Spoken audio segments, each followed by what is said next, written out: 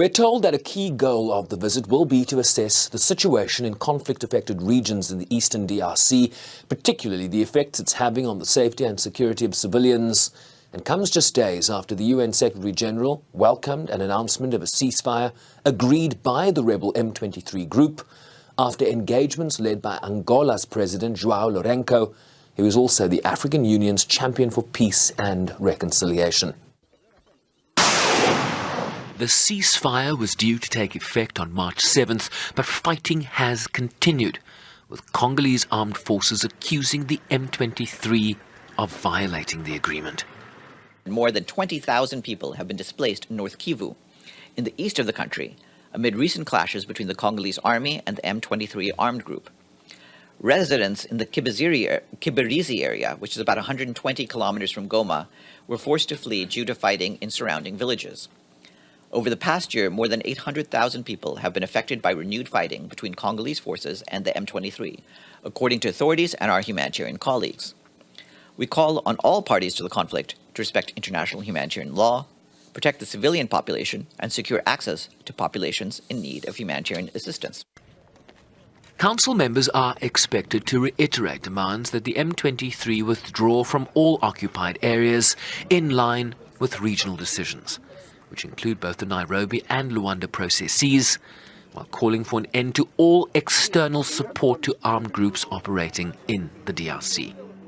The Secretary-General urges the M23 to respect the ceasefire in order to create conditions for its full and effective withdrawal from all occupied areas in Eastern Democratic Republic of the Congo, in line with the decisions of the Luanda mini-summit held on the 23rd of November of last year. The Secretary-General condemns all violence against civilians and renews his call on all Congolese and foreign armed groups to lay down their weapons and disarm unconditionally. He urges all parties to the conflict to ensure immediate and unfettered humanitarian access to the affected population and to ensure protection of civilians and respect for international humanitarian law. He calls on all actors to refrain from hate speech and incitement to violence.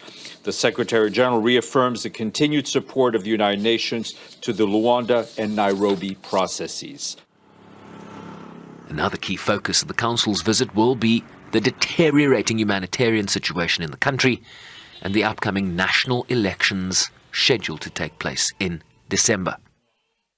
Council members are also expected to express their solidarity with the efforts of MONUSCO, the UN peacekeeping mission, to which South Africa is a key troop contributor, while paying tribute to those blue helmets who have lost their lives in the line of duty.